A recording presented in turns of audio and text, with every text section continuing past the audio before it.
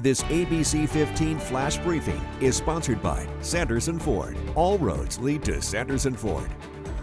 Hello, I'm Javier Soto with your top stories from ABC15 Arizona.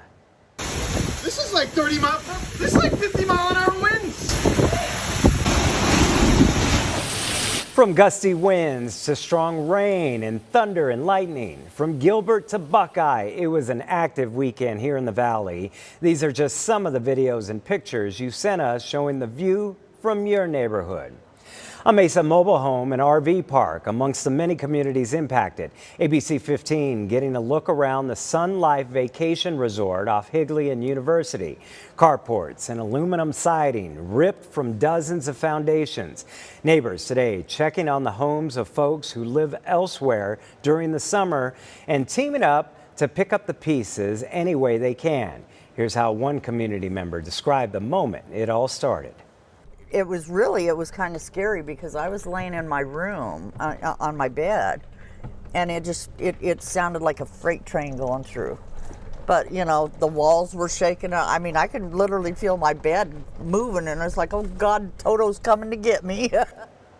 Well, Mesa Fire Medical was making its way through the community, checking on aging residents after the storm this morning. Fortunately, no one was injured. Coconino County has formally asked the governor to make another emergency declaration, which would send the county more resources to help. That's after back-to-back storms sent flash flooding down fresh from those burn scars. The first set of 30 Arizona National Guard members arrived to help fill sandbags. Since this weekend, they have filled 20,000 bags. In total, the county says they will need at least 800,000 to meet that demand. The county says they estimate they will need at least 200 more people. It's not enough. We're communicating to the state that we need more resources.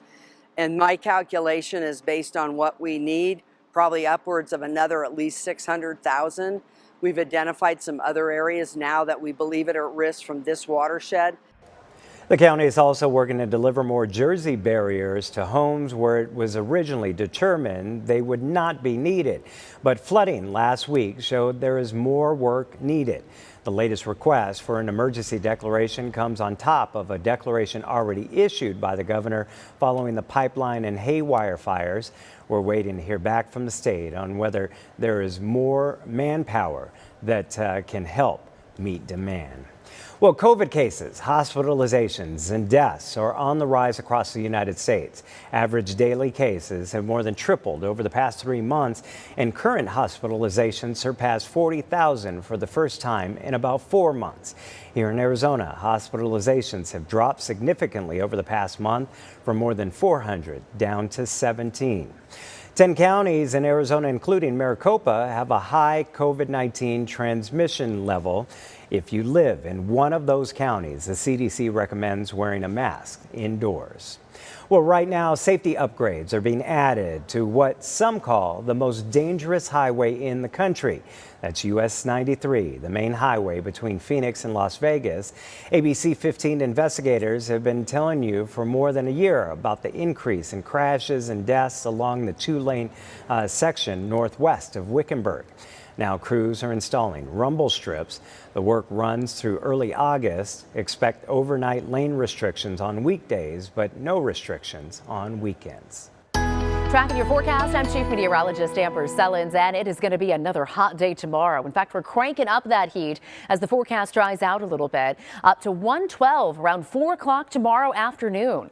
A hot start even with lows in the 90s and an air quality alert, an ozone high pollution advisory in effect throughout the day tomorrow. So if you have asthma or COPD, you'll want to limit your time outside tomorrow or you may have difficulty breathing. We've got a slight chance of isolated storms in the forecast at 10%, but it is going to keep at that minimal 10% chance every day throughout the rest of the week. You can see all the spots here shaded in green have the chances, but the best bets are going to be up in the higher terrain. Flagstaff, Prescott, along the rim, and across southeastern Arizona. That's where we could see the most widespread action, lightning, pockets of heavy rain, and then again, just a slight chance 1 or 2 of those storms could move down into the valley in the late afternoon or evening. Highs at 111 or 112 for the next few days. We will drop as storm chances increase over the weekend.